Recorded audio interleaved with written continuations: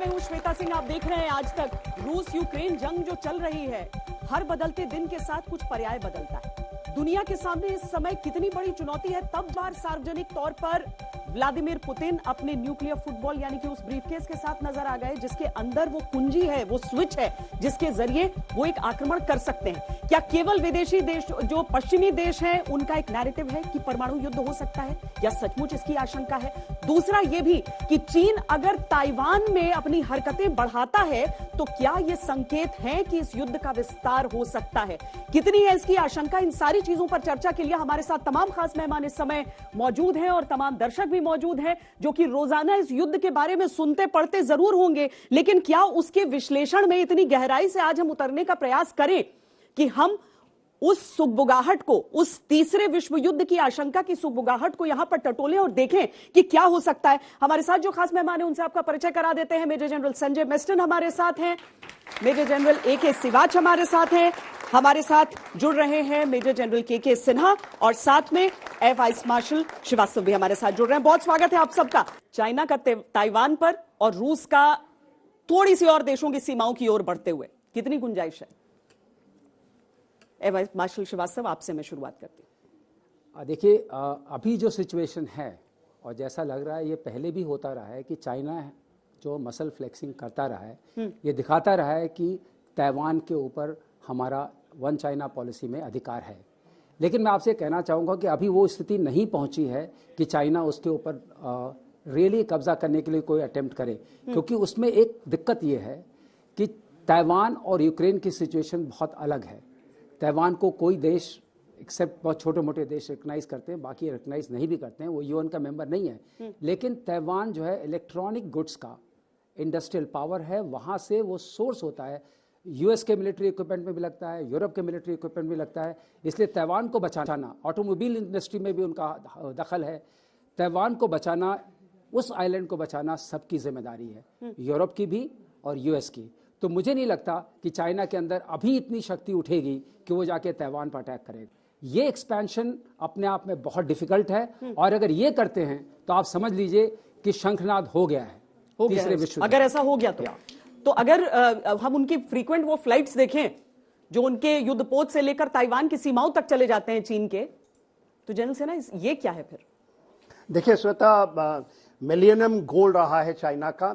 एक उनका जब सीपीसी जो है उनका 100 साल हुआ, और उसके बाद उनकी मिलेनियम गोल है। उसके अंदर में चाइना का जो हेजेमनिक तरीके से निकलना है, विश्व के अंदर में पावर है, और उनकी जो प्लानिंग है कि 2030 तक अमेरिका को डाउन करके वो एक ओमनी पावर की तरह निकलें, तो उसकी मार्च है। और देखिए विंटर ओलंपिक के पास उनके समय सीमा है, और उस पर एक मौका है।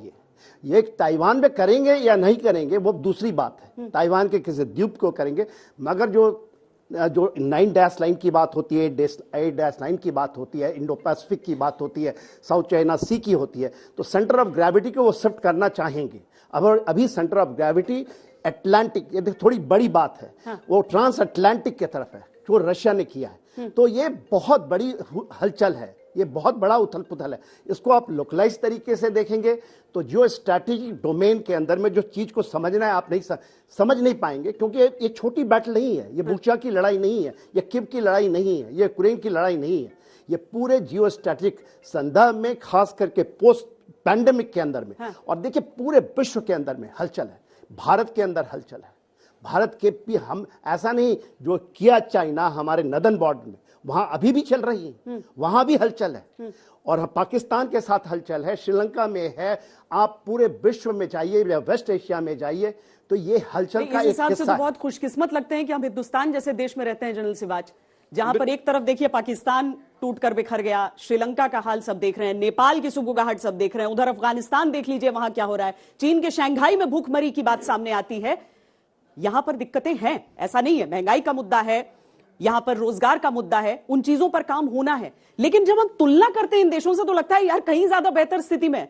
लेकिन चाइना क्या इसका फायदा उठाने की कोशिश करेगा? आपको लग रहा है उसकी नीतियों को देखकर? हाँ बिल्कुल श्वेता, मेरे को लगता है कि जो अगर चाइना का और ताइवान का अगर देखा जाए तो ताइवान को चाइना वन चाइना पॉलिसी में समझता है आपका अपना हिस्सा है, वो अनाउंस कर दिया उसने। अमेरिका भी उसको मानता है, भारत भी उसको मानता है, यूनाइटेड नेशन का हिस्सा नहीं है।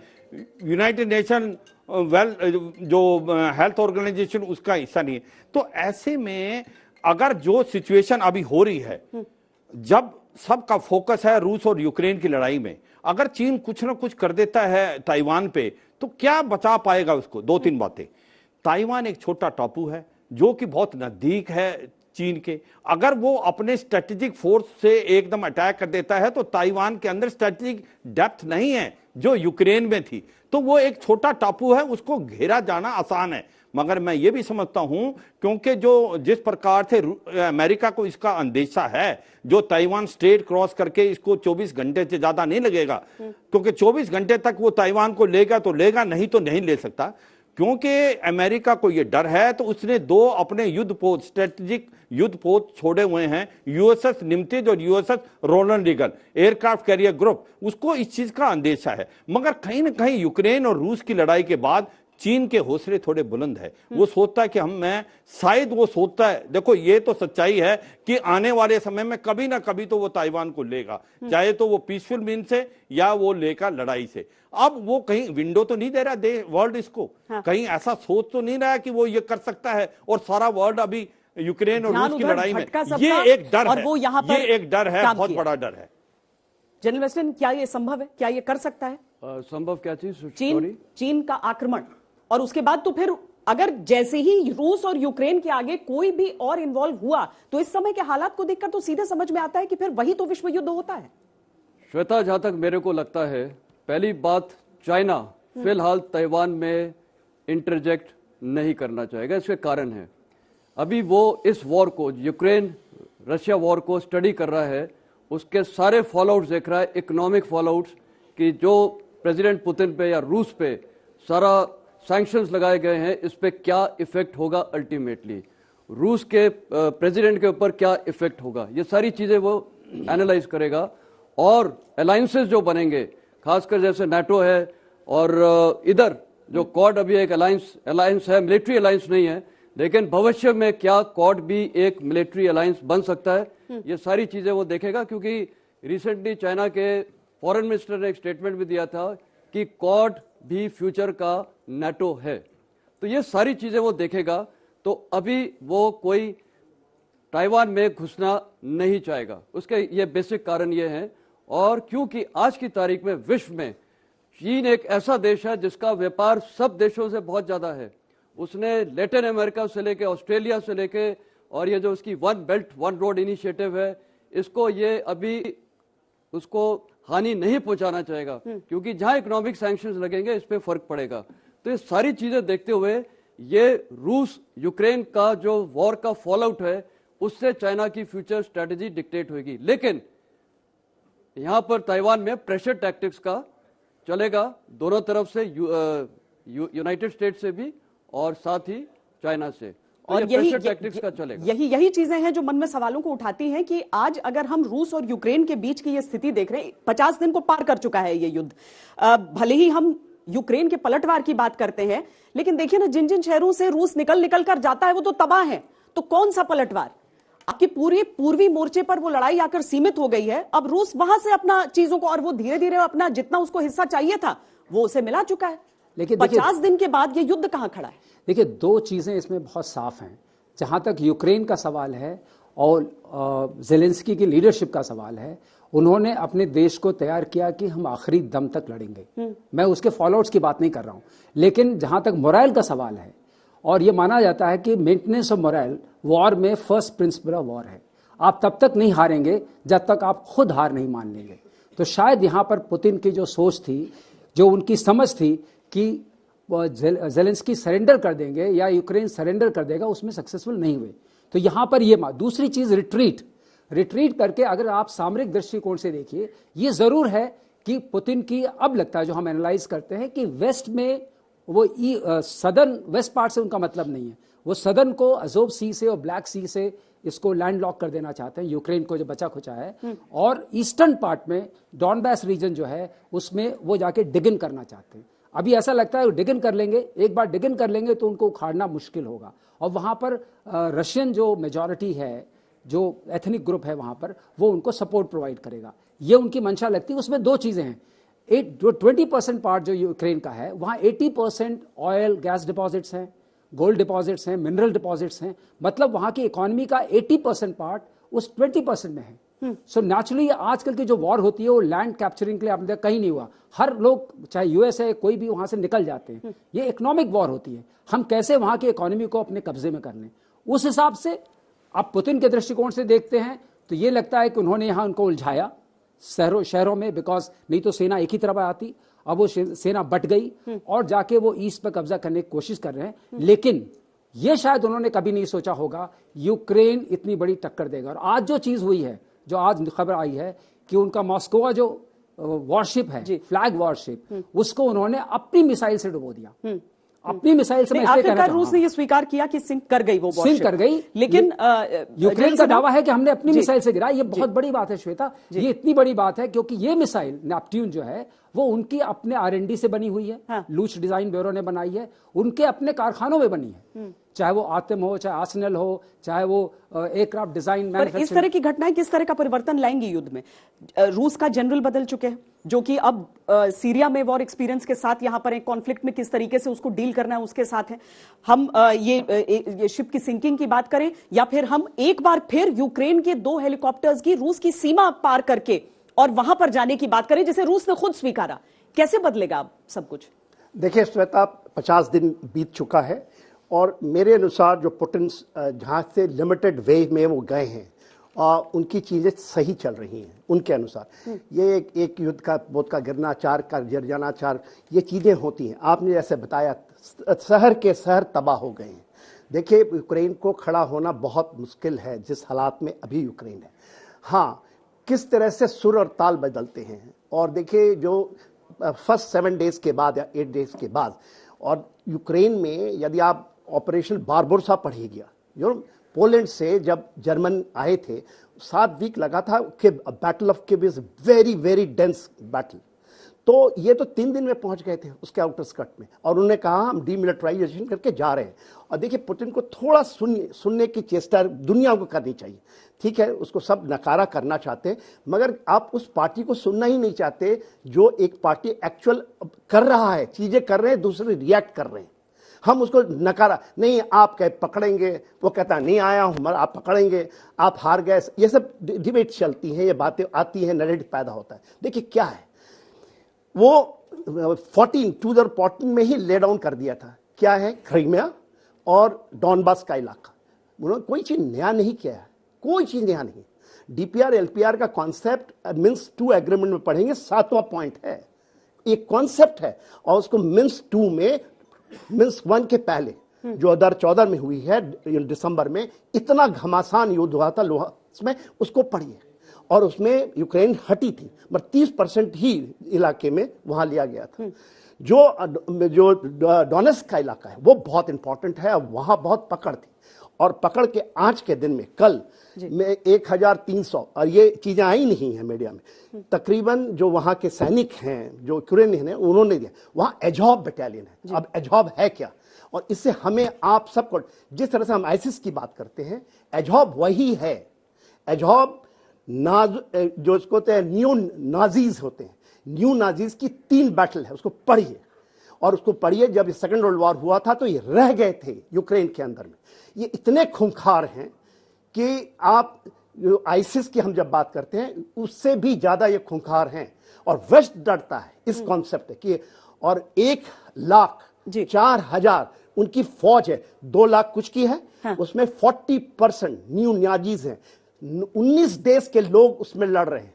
न्यू नाजीज वहां यूक्रेनियन नहीं है। तो इसमें जब हम ये सारी चीजें देखते हैं, वो वाकई एक ऐसा पहलू है कि आखिर ये युद्ध शुरू क्यों हुआ था। जो आक्रांता होता है उसके ऊपर सारी जिम्मेदारी रहती है, लेकिन डॉनबास के इलाके में क्या होता था और वहां के स्थानीय लोग यूक्रेन पर किस तरीके से इल्जाम लगाते थे, वो सारी चीजें पीछे रह गई। क्योंकि अब जो मौजूदा नैरेटिव है वो ज्यादा अहम होता है। मुझे लगता है अगर हम सबसे पूछेंगे कि इस युद्ध में गलती किसकी है, रूस की, तो कितने लोग हाथ उठाएंगे, और यूक्रेन की तो कितने लोग हाथ उठाएंगे, और बाकी लोग तटस्थ हैं भारत की तरफ। देखिए श्वेता, इसमें कोई शक नहीं, जिस प्रकार से लड़ाई शुरू हुई थी, ये मानते हैं कि पुतिन ने साफ सुथरे शब्दों में बताया था यूक्रेन नेटो ज्वाइन नहीं करना देना चाहता, क्योंकि यूक्रेन अगर नेटो का हिस्सा बन जाता है तो फिर नेटो की फौज पुतिन के दरवाजे पे आ जाती है। ये यहां तक बात सच है, मगर ये भी सच्चाई है कि जिस प्रकार से रूस ने इन्वेजन किया है यूक्रेन में, वो भी आपको नकारा करना पड़ेगा, क्योंकि 70% आपने पूरा का पूरा यूक्रेन को बर्बाद कर दिया है और 40 लाख से 50 लाख के लोग पलायन कर गए हैं। और सच्चाई ये है कि जिस प्रकार से रूस ने सोचा था कि उसको इतनी सक्सेस मिलेगी यूक्रेन में, शायद वो नहीं मिली है। देखो, आपको समझना पड़ेगा, ये जो रूस है सेकेंड मिलिट्री पावर है और इकोनॉमिकली 12वीं इकोनॉमिकल पावर है। तो जिस प्रकार से अगर आप तुलना करें यूक्रेन और रूस की, तो रूस का कम से कम $60 बिलियन तो वो खर्च करता है डिफेंस में। उसके हथियार, उसके टैंक, उसके आर्टी गन्स 10 गुना ज्यादा थे यूक्रेन में। मगर जब लड़ाई हुई तो मुझे लगता है यूक्रेन ने एक बहुत ही हौसले वाली लड़ाई लड़ी है और काफी एक प्रकार से जेलेंस्की की जो इंस्पायरेशनल लीडरशिप है उसने काफी बदला है। में से कोई अपनी बात रखना चाहता है या कोई सवाल पूछना, आप कुछ कहना चाहती हैं? जब ये लड़ाई स्टार्ट होनी थी 2 दिन पहले, हम ग्रेटर नोएडा प्रोग्राम में थे। हर कोई कह रहा था कि ये वार नहीं होगी, इट इज मसल पावर। मैंने कहा था ये वार होगी और जरूर होगी। रशिया वाले कह रहे थे कि 24 घंटे में यूक्रेन को हटा देंगे। आपके सामने 50 दिन हो गए। अब ये जो चाइना और ताइवान की शुरुआत हो रही है, आपको लग रहा है होगी? चाइना चाइना अपने आप को वर्ल्ड पावर शो करने के लिए कुछ भी कर सकता है जी। अब वो टाइम आ गया। ये डर कितना सही है? और आप क्या बोल रही हैं? देखिए, रशिया के लिए यूक्रेन का उसमें नाटो के अंदर जाना उनके लिए बहुत बड़ी प्रॉब्लम देगा। सारे वर्ल्ड के देश और लड़ो, यूरोप के ज्यादातर देश हथियार ले लीजिए, पैसा लीजिए, एक देश बर्बाद हो रहा है लेकिन कोई जमकर उसको रोकने की कोशिश नहीं कर रहा है। और सबसे बड़ी बात अमेरिका की है। अमेरिका का ये हाल है कि वहां के लोगों को लाश नहीं चाहिए, उनको वर्ल्ड पावर बनना है। और जितने भी उनके हथियार स्टोर में रखे हुए थे वो सारे के सारे दिए जा रहे हैं और यूक्रेन के ऊपर चल रहा है। देखिए, बड़ी बात कह रही हैं आपने। और सबसे बड़े दुख की बात यह है कि वो अपने हथियारों का मुजाहरा कर रहा है कि देखो मेरे पास बेच रहा है। हाँ, बात एकदम सही कह रही है, बहुत गहरी बात उन्होंने कही है। वो तो पैसे कमा रहा है जी, वो तो एक बढ़िया का काम कर रहा है। ये बात अगर आम लोग भी देख पा रहे हैं कि ये हथियारों की नुमाइश चल रही है, युद्ध खत्म करना किसी का असली मकसद नहीं। 2 पॉइंट्स उठाए गए हैं और दोनों बहुत ही अहमियत वाले पॉइंट्स हैं। पहला है कि जैसे आपने बताया, ये वॉर जो सबने बोला था तकरीबन नहीं होगी, अमेरिका ने प्रिडिक्ट किया था ये लड़ाई होगी और उन्होंने एक्चुअली जो प्रिडिक्शन किया काफी हद तक सही आया है और वो बीजिंग ओलंपिक्स के बाद हुआ था। और हम में से कई एनालिस्ट के भी अलग अलग व्यूज थे। मेरा सोच विचार खुद का उस समय था कि होगी, पूरे इलाके में नहीं होगी लेकिन डॉनबैस के इलाके में होगी, पर लड़ाई हुई है और आपने सही बोला है। अब चाइना करेगा या नहीं करेगा, मैंने ऑलरेडी आपको पहले बता दिया है कि कई कारण देखते हुए चाइना अभी वेट एंड वॉच करेगा, क्योंकि इस वॉर का फॉलआउट सब कुछ भविष्य में डिक्टेट करेगा। नंबर 2, आपने जो सवाल उठाया है यूएस का क्या रोल है कि वो तो लड़ाई को बढ़ोतरी दे रहा है और आर्म्स है। मैं अफगानिस्तान में था तकरीबन 3 साल 2011 से 14। मैंने ये रूस की इन्वेजन को बहुत डिटेल में स्टडी किया था और साथ ही रूस कैसे निकला। और आपको पता है कि सबसे बड़ा दुनिया का ऑपरेशन, कोवर्ट ऑपरेशन था, वो ऑपरेशन साइक्लोन था जो यूएस ने पाकिस्तान के साथ उस समय जनरल जियाउल हक लॉन्च किया था, जिसमें बहुत एड मिली थी, मिलिट्री इक्विपमेंट और फाइनेंसिंग, और वो आज भी हो रही है। तो सवाल उठता है, और वो सक्सेसफुल हुआ था। उसका परिणाम यह हुआ था कि रूस, सोवियत यूनियन टूट गया था। मेरे को लगता है आज की तारीख में यूनाइटेड स्टेट्स का ऑब्जेक्टिव बहुत क्लियर है और वो है कि बिना लड़े हुए, बिना डायरेक्ट इन्वॉल्वमेंट में इनडायरेक्टली रूस को और गिराना और उसको खत्म करना, यह मेरे को लगता है। तो ये बहुत बड़ी चीज आपने सवाल उठाया है और मेरे को खुशी है कि आप जैसे मैं तो बोलूंगा कि 2 महिलाओं ने ये सवाल उठाया, बड़ा बहुत ही जबरदस्त सवाल है। विश्व राजनीति, कूटनीति का पूरा ज्ञान रखते हैं। ये फिनलैंड स्वीडन की क्या बात है दोनों अब इंडिकेशंस दे रहे हैं कि नेटो में शामिल हो सकते हैं, और अगर रूस यूक्रेन से कर सकता है तो क्या फिनलैंड स्वीडन की तरफ भी होगा? मैं जो इन लेडी ने कहा है उस बात पे ऐड करके इसको कहना चाहूँगा, इन्होंने बहुत अच्छा मुद्दा उठाया है कि एक तरफ ह्यूमन ट्रेजेडी हो रही है ऑफ दिस स्केल, इतने ज़्यादा बड़े स्केल में, और जेलेंस्की जो राष्ट्रपति हैं जिसका राष्ट्रधर्म है कि वो अपने देश की और अपने जो उनके संसाधन उनकी रक्षा करें, तो आपको ये लगता है कि वो उसकी रक्षा कर रहे हैं? वो तो कह रहे हैं मुझे और वेपन्स दो, मुझे और वेपन्स दो और मैं लड़ूंगा और लड़ता रहूंगा till the last man standing. लेकिन ये अपने आप में किसी भी रणनीति के लिए आपको नेशनल इंटरेस्ट और आपको अपने फियर को भी फैक्टर इन करना पड़ता है। फियर ये है, डर ये है कि मेरे देश की, मेरी जनता का हताहत हो रही है, तो मुझे क्या करना है? वो बात मैं चिंता उनके मन में जरा भी नहीं देख रहा हूं, क्योंकि हर पार्लियामेंट में जाकर के वो वर्चुअली अपीयर होते हैं और वहां क्लैपिंग होती है, लेकिन जो लोग क्लैप कर रहे हैं उनकी धरती, उनके लोग नहीं मर रहे हैं। फिनलैंड और स्वीडन की जो आपने बात की नाटो में शामिल होने की, अभी एक मोमेंटम बन गया है। लोगों को शायद ये समझ में आया कि अगर हम शामिल हो जाएंगे तो बूट्स ऑन ग्राउंड हमें मिलेंगे, और वो छोटे छोटे देश जो अपने आप को डरा हुआ महसूस कर रहे हैं, लेकिन ये और प्रोवोकेशन बढ़ाएगा। और इस प्रोवोकेशन का, जैसे आप सुनजू कोई पढ़िए आर्ट ऑफ वॉर में, तो सुनजू ने कहा था, उस वक्त भी चाइनीज फिलोसफर है, उसने कहा था कि जब भी आप अगर चाहते हैं शांति हो, पहला बात उसने भी एडमिट किया कि हर वॉर का एक मकसद होता है कि वॉर के बाद एक सेटलमेंट होता है, फिर शांति होनी चाहिए। उस शांति में गोल्डन ब्रिज का कॉन्सेप्ट था कि you give one passage to the other person. अब वो दिखता नहीं नजर आ रहा है। अब सब लोग विजिट कर रहे हैं, मिल रहे हैं, और लग रहा है कि अब इस युद्ध को चलाना ही उनका धर्म रह गया है। किसी से कोई मतलब नहीं है। ये बूचा किलिंग, ये वो है, उसमें दो चीजें उन्होंने की, वॉर क्रिमिनल डिक्लेयर किया, जेनोसाइडल वो डिक्लेयर किया। जबकि जनरल सिन्हा ये भी कहा जा रहा है कि तो हुई नहीं है। रशिया ने कहा है कि आप इसकी जांच कीजिए, हमने नहीं किया है, ये हम निकल चुके थे उससे पहले, लेकिन उसके बावजूद इस तरह की चीजें, और एक एक कड़ी ऐसी लगती है जो कि युद्ध को लंबा खींच रही है। और कितना लंबा, इसीलिए यहां पर आशंका खड़ी होती है कि कहीं युद्ध का विस्तार तो नहीं हो जाएगा। देखिए, जो आपने पूछा था सवाल, वो बड़ा सवाल है, और वो चीज है जो आप देख रहे हैं फिनलैंड एंड स्वीडन। तो ये चीज 99 में पहले जो 5 कंट्रीज आए थे, नाटो का विस्तार हुआ था, आज 30 है ना। उसके बाद 2004 में हुआ, 7 लोग आ गए, फिर 2017 में हुआ, 18 में हुआ, और जब हम 21 में आते हैं तब आपकी बात होती है यूक्रेन। यूक्रेन को 12 में इन्होंने बोला था कि आप ज्वाइन कर सकते हैं, और उन्होंने कहना शुरू किया कि हम तो ज्वाइन करेंगे ही। उसमें जॉर्जिया भी था, हर्सोगोविना था, मगर अभी है 22 में, ये 22 का है कहना है, जबकि इन्होंने उसको ऑफर दिया था। 22 में 3 कंट्रीज हैं, उसमें फिनलैंड है, स्वीडन है, और एक सर्बिया है। इनको कहते हैं कि आपको नाटो में लाएंगे, और यही सारी चीज की जड़ है। तो इस चीज देखिए क्या है, यूक्रेन के वॉर को हम पढ़ रहे हैं, हम लोग कहते हैं ना हार गया जीत गया, ये जो दिखता है वो है नहीं, और जो आप समझ रहे हैं वो है नहीं।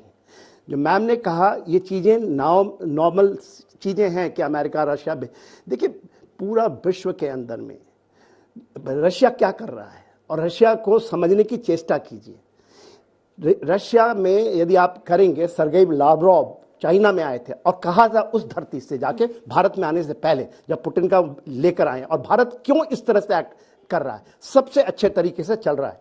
उन्होंने कहा था मल्टीपोलर वर्ल्ड चाहिए, और चाइना की धरती, चाइना को कितना धक्का लगा होगा वो नहीं जानते, और वो रशिया ने चाइना को दिखाया कि आप जो आप कहते हैं ना यूनिपोलर या बाइपोलर, आप बार बार कहते हैं विश्व युद्ध होगा जब 2 पोल बनेंगे, जब ज्यादा पोल बनेगा, भारत भी पोल बन के उभर रहा है, तो विश्व में शांति आएगी। भारत की पॉलिसी इस समय बेस्ट है क्या? आप भारत को भी एक पोल बनता हुआ जैसा कि हम चर्चा कर रहे हैं, या भारत ऐसे ही रहेगा और इसी वजह से हम विश्व गुरु विश्व बंधु कहलाएं? बिल्कुल, देखो श्वेता, सबसे पहले आपको अपना नेशनल इंटरेस्ट देखना है कि आप न आज की तारीख में आपके फ्रेंड बदल सकते हैं, आपके नेशनल इंटरेस्ट नहीं बदल सकते। तो इस चीज को देखते हुए जो आज की स्थिति है, इसमें हमारे को रूस बहुत इंपॉर्टेंट है। 1971 में हमारे साथ खड़ा हुआ था जब कोई नहीं था, अमेरिका तो दूसरे पर्दे में था। फ्लीट आ गई थी। उसके बाद 2 बातें और हैं कि जब भी हमें हथियार चाहिए, अभी 2020 के अंदर जब हमारे साथ टकराव हुआ था चाइना के साथ, तो उसने मिग 29 और दिए, हथियार दिए, स्पेयर पार्ट दिए। तीसरा, जो कश्मीर का इशू जब भी यूनाइटेड नेशन में उठा है वो भारत के साथ खड़ा है। तो सच्चाई बात है कि रूस हमारे लिए एक आयरन फ्रेंड है, जिस प्रकार से चीन और पाकिस्तान की दोस्ती है। चाहते हैं डायलॉग हो और लड़ाई बंद हो। ये कौन जो लड़ाई हो रही है इसमें सबका नुकसान है। सच्चाई है, भारत की बात मानी जाए, वो कहते हैं डायलॉग और diplomacy the way forward, peace is the only solution. मुझे लगता है कि भारत ने एक ये करके दिखाया है कि आज की तारीख में जितने भी बड़े बड़े लीडर हैं वो भारत में आ रहे हैं, क्योंकि भारत ने जो स्ट्रेटेजिक ऑटोनॉमी का मुजाहरा किया, इंडिपेंडेंट फॉरेन पॉलिसी का किया है, वो एक काबिल तारीफ है। और भी कोई कुछ कहना चाहता है तो जरूर अपनी अपनी जी। सर, जैसे कि हम देख रहे हैं कि रसिया हमारा पुराना दोस्त रहा है और आज सारे देशों की नजर हमारे भारत देश पर है। तो सर, इस कॉन्फ्लिक्ट पर इंडिया की सर कैसे टैकल कर रहा है? ये जैसे इकोनॉमी भी इम्पैक्ट हो रही है। मतलब कैसे कर रहा है? तटस्थ तो हैं, पर कर कैसे तटस्थ हैं? एक और ले लेते हैं सर सवाल या राय जो आपको देनी है। जी, मेरा सवाल आप सभी पैनलिस्ट से है। जैसा कि आपने कहा कि रशिया की इकोनॉमी काफी हद तक हिट हुई है ऑलरेडी, और अभी जो नया डेवलपमेंट है स्वीडन और फिनलैंड का, अगर वो नाटो की सदस्यता के लिए जाते हैं तो पुतिन साहब ने ऑलरेडी ऐलान कर दिया है कि हम दे विल हिट हार्ड। तो उस केस में रूस की इकोनॉमी ऑलरेडी हिट हो रखी है, और अगर ये डेवलपमेंट होती है तो ये फर्दर हिट होगी। तो भारत के परिप्रेक्ष्य में आप उसको किस तरह देखते हैं? भारत क्योंकि रूस के तटस्थ है, फिर भी इनडायरेक्टली। पहले उनका सवाल का जवाब कि तटस्थ तो है, पर इसका मतलब क्या है और क्यों पूरी दुनिया को एतराज नहीं हो रहा है? पाकिस्तान जैसा देश चला जाता है, इमरान खान वहां पे तो कहते हैं कि अमेरिका हमारे खिलाफ कॉन्स्पिरेसी कर रहा है इसी वजह से, और उनकी कुर्सी तक चली जाती है। लेकिन भारत कहता है कि हमारी संवेदनाएं यूक्रेन के साथ हैं, निष्पक्ष जांच होने की बात करता है जब नरसंहार होता है, लेकिन रूस का साथ नहीं छोड़ता है। साथ ही भले ही हम एब्सटेन करें वोट से। जो दो पैनलिस्ट, जो दो लोगों ने यहाँ पर इश्यूज उठाए हैं, बहुत रेलेवेंट है। बेसिकली भारत का role, actually if I sum it up, Bharat का रोल के बारे में बात हो रही है। इन्होंने ऑलरेडी बताया है, national interest dictates everything for a country, लेकिन आज की तारीख में national interest is also dictated bye threats. आज कश्मीर हमारे लिए इतनी थ्रेट नहीं है, it is under control. Pakistan इतना थ्रेट नहीं है, अंडर कंट्रोल। आज की तारीख में देश के लिए सबसे बड़ा थ्रेट है वो है चीन, उसमें कोई शक नहीं है। मैंने अपनी ब्रिगेड खुद नथुला में कमांड की थी और मैंने चाइना को बहुत क्लोजली देखा है। मेरा कहने का मतलब यह है कि अब इंडिया का क्या रोल होना चाहिए, यही आपका सवाल है। इंडिया का रोल देखिए, आज की तारीख में इंडिया ने क्वाड क्यों ज्वाइन किया, इसके कई कारण हैं। एक, हम इंडिपेंडेंट सॉवरन नेशन है, हमें पूरा अधिकार है हमने अपने देश के हित में क्या सोचना है, और वो बहुत सही डिसीजन है। Future battlefield lies in Indo Pacific, उसमें कोई शक नहीं है, एंड चाइना इंडो रीजन, उसमें भी कोई शक नहीं है। पहला, वॉर जो करेगा, वॉर मतलब लड़ाई नहीं, जो भी ये हरकत करेगा, चाइना ने ताइवान के खिलाफ शुरू की है, लेकिन साथ ही साथ इंडिया के साथ करता रहेगा। गलवान में किया है और कई जगह कर रहा है, तो वो उसकी स्ट्रैटेजी बहुत क्लियर है। अब इंडिया को क्या करना चाहिए? देखिए, इंडिया को अपनी लड़ाई खुद लड़नी है, मिलिट्री लड़ाई उसमें शक नहीं है, लेकिन हम सब समझते हैं कि लड़ाई सिर्फ मिलिट्री वाइज नहीं, इकोनॉमिक, डिप्लोमेटिक, सारे फ्रंट्स में होती है, और इसमें वर्ल्ड अलायंसेस की जरूरत है। भविष्य में क्या इंडिया न्यूट्रल खड़ा रहेगा, सवाल ये उठता है। मेरे को लगता है कल अगर चाइना ने हमें थ्रेट दिया तो हमारे पास कोई ऑप्शन नहीं है, क्वाड और स्ट्रेंथन होगा और हमें वेस्ट के ऊपर थोड़ा रिलाई करना पड़ेगा। इसीलिए आज की तारीख में इंडिया का जो स्टांस है, हम वेस्ट को भी अनॉय नहीं कर रहे हैं, रूस को भी अनॉय नहीं कर रहे हैं, न्यूट्रल स्टांस रख रहे हैं। और जहां हमें पता है कि जैसे जेनोसाइड हुआ है या बूचा में, जो लगता है कि एक ह्यूमन राइट्स की वायलेशन है, इंडिया ने करेक्ट स्टैंड दिया है, एब्सटेन किया है, और इनडायरेक्टली वो रशिया के अगेंस्ट था। तो कल अगर लड़ाई होती है तो क्या रूस हमें मदद करेगा? अगर चाइना के साथ हमारा होता है, बहुत बड़ा सवाल है, क्या वो मदद करेगा? और अमेरिका ने तो यही धमकी दे दी थी, जाते जाते अमेरिका ने यही धमकी दी, जो उसके डिप्टी एनएसए आए, उन्होंने तो कहा कि कल के दिन थोड़ी तुम्हारे साथ रूस खड़ा रहेगा। वो तो उनका बहुत ही नॉन डिप्लोमेटिक स्टेटमेंट था, तो वो तो जिसमें एक रूस तरीके ने से रिएक्ट भी कर दिया। बाद में रिएक्ट भी हुआ, व्हाइट हाउस ने मना भी किया कि ये उस संदर्भ में नहीं कहा गया है। लेकिन सबसे बड़ी बात है जो कही जा रही है यहाँ पर, सम टोटल ये है, diplomacy can only silence the guns. Diplomacy की जरूरत पड़ेगी। अब किस परिप्रेक्ष्य में पड़ेगी वो देखना पड़ेगा। लेकिन जहां तक भारत का सवाल है, भारत ने अभी तक अपने नेशनल इंटरेस्ट, पॉलिटिक्स जो आपकी डिसाइड होती है national interest plus national fear, जो थ्रेट्स की हम बात करते हैं, हमारे थ्रेट्स क्या क्या हैं। नेचुरली हमारा सबसे बड़ा adversary at the moment is China. ये डिफाइंड एडवर्सरी है, और defined adversary for America is also China. ये उनका डिफाइंड है, it's available in the public domain. तो अगर हम दोनों का एनिमी सेम है, सेम एडवर्सरी है, तो नेचुरली हम साथ साथ होंगे। लेकिन इसमें दो बातें आती हैं। अभी की जो वास्तु स्थिति ये है कि culturally, linguistically we are close to America, क्योंकि हमारे बच्चे, हमारे लोग, बहुत सारी हमारा इन्वेस्टमेंट जो पीपल टू पीपल कनेक्ट है वो अमेरिका से बहुत ज्यादा है। With respect to Russia, Russia से हमारा मिलिट्री कनेक्शन बहुत ज्यादा है। आज हमारी जो फाइटर फ्लीट है, जनरल साहब ने कुछ चीजों का नाम लिया कि ये हमने उनसे लिया है, लेकिन ये ग्रेडेड है। वो सारे के सारे फाइटर इक्विपमेंट नहीं है, लॉजिस्टिक्स में हेल्प करते हैं, लोकलाइज्ड वॉर में, वॉर सपोर्ट में हेल्प करते हैं। जो हमारी फाइटर फ्लीट है प्राइमरली वो एंकर्ड है अराउंड Su-30, 272 हमारे पास है। वो सारे के सारे नीचे बैठ जाएंगे, ग्राउंड आउट जाएंगे अगर हम रशिया से अपना रिश्ता नाता तोड़ने की कोशिश करते हैं। और ऊपर से हमारा पुराना रिश्ता है, जब भी हमारे आफत आई, एक हमारा दोस्त हमेशा रहा है। हम लोग लाइटर वेन में कहते थे जब ट्रम्प जी का रूल था कि your relationship with America is a tweet away. कल वो आपके बारे में क्या ट्वीट कर देंगे पता नहीं है। तो आपकी लॉजिस्टिक सप्लाई के लिए हम अभी भी बहुत डरते हैं। मैंने खुद जैवलिन के लिए काम किया था कि हम उनकी टेक्नोलॉजी यहां लाना चाहते थे, जिसको टेक्नोलॉजी ट्रांसफर कहते हैं। उनके चेयरमैन से मैं चेयर कर रहा था उस मीटिंग को, हमारी बातचीत हुई। लेकिन वो टेक्नोलॉजी ट्रांसफर किसको कहते हैं कि आप उनसे ले लीजिए सब कुछ लाइक ए मैकेनो, फिर उसको असेंबल कर दीजिए। That's not technology transfer. Technology transfer होता है कि उस डिब्बे के अंदर क्या है, उसकी मैथमेटिक्स क्या है, उसके एल्गोरिथम्स क्या है, उसको आपने कैसे अचीव किया। टेक्नोलॉजी ट्रांसफर में अभी भी अमेरिका बहुत पीछे है, ये हमें जानना पड़ेगा। जेल से ना वो जो सवाल पूछ रहे थे उसका जवाब आप देना चाहेंगे? उनका सवाल था कि इकोनॉमिक सवाल था कि रशिया नीचे कैसे करेगा, क्या करेगा और क्या करेगा। हाँ। देखिए ये शायद गलत है और ये परसेप्शन है, वेस्टर्न परसेप्शन है। देखिए जब आज के दिन में थोड़ा एक सेकंड ले लूं उसके पहले जो चीज मैं बोलना चाहता था। हाँ। कि देखिए इंडिया कहा जा रहा है न्यूट्रल है, नहीं है न्यूट्रल। इंडिया सबसे ज्यादा पोलराइज्ड है। हमारा स्ट्रेटेजिक पार्टनर अमेरिका है जैसा बताया गया है, और हम रशिया स्ट्रेटेजिक पार्टनर है। हम और चाइना एक ट्रायंगल में है। हम एब्सोल्युटली बैलेंस करके नहीं चल रहे हैं, कोई डर से नहीं। पूरे हम अपने फ्रंट फुट पे खेल रहे हैं। चाहे हम अमेरिका जाते हैं 2+2 डायलॉग करके, चाहे हमें बताया जाता है आपको कि आपका चाइना खड़ा होगा। अब मैं ऊपर सवाल आता हूं कि मेरा कहना है कि हम फ्रंट फुट पे खेल रहे हैं। दूसरी बात जो वो कह रहे थे, देखिए ये कहा जा रहा है इसी लड़ाई के दौरान, और सब लोग कहेंगे कि नहीं ये हो जाएगा 23-24 में, इस लड़ाई के दौरान $1 बिलियन का एवरी डे रशिया के पास आ रहा है।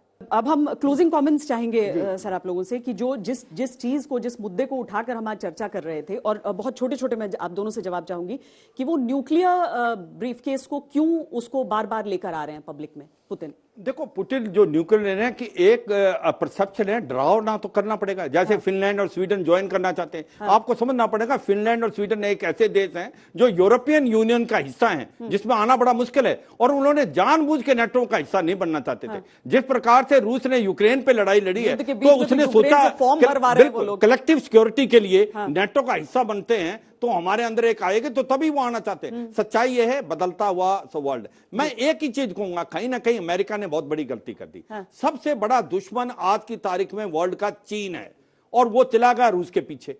अब क्या होगा, एनिमीज माय फ्रेंड। अब रूस और चीन दोनों मिल गए। तो ये सच्चाई है कि कहीं ना कहीं अमेरिका और यूरोप ने जो ये गेम खेली है वो मुझे लगता है कि कुछ गलत है, क्योंकि रूस जो है एक एनिमी नहीं था। सबसे बड़ा दुश्मन पूरे वर्ल्ड का जो हेगेमनी एक्सपेडिशन साउथ चाइना सी में आ रहा है, छोटे छोटे देशों को हड़प रहा है, बेल्ट रोड इनिशिएटिव से डेप्थ ट्रीटमेंट डाला, वो चीन है, और चीन को इसमें फायदा हो गया। और आज रूस छोटा पार्टनर बन के आएगा और चीन उभर जाएगा। हमारी पार्लियामेंट में जब अटैक हुआ था, उसके बाद भारतीय सेना लड़ाई के लिए तैयार थी। अटल बिहारी वाजपेयी ने हुक्म दिया था ऑपरेशन पराक्रम।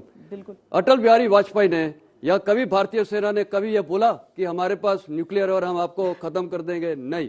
यह साफ जाहिर करता है कि मैच्योर्ड नेशन न्यूक्लियर के बारे में बार बार बात नहीं करेगा। प्रेसिडेंट पुतिन की मेरे को जो लगता है डे सेकंड से वो बार बार न्यूक्लियर ब्रीफकेस दिखा रहे हैं, वो एक कमजोरी दिखाती है एक प्रोफेशनल देश की, ये जब मेरा मानना है। और जिस प्रकार ये लग रहा है, हो सकता है क्या वो यूज करेगा? अगर ये लड़ाई जिस प्रकार चल रही है, जैसे अभी ये इनकी सबसे बड़ी फ्लैगशिप डूब गई है, हो सकता है इन डेस्परेशन कुछ कर सकते हैं, टैक्टिकल न्यूक्लियर वॉरहेड। अगर वो होता है तो उसके फॉलोआउट बहुत गंभीर होंगे रशिया के लिए और पूरे विश्व के लिए। चलिए, बहुत बहुत धन्यवाद आप सबका हमारे साथ जुड़ने के लिए। एयर वाइस मार्शल पीके श्रीवास्तव, जनरल सिन्हा, जनरल सिवाच और जनरल मेस्टन, बहुत शुक्रिया आप सबका। आप सबका भी बहुत शुक्रिया। देश और दुनिया की बाकी खबरों के लिए देखते रहिए आज तक। Thank you.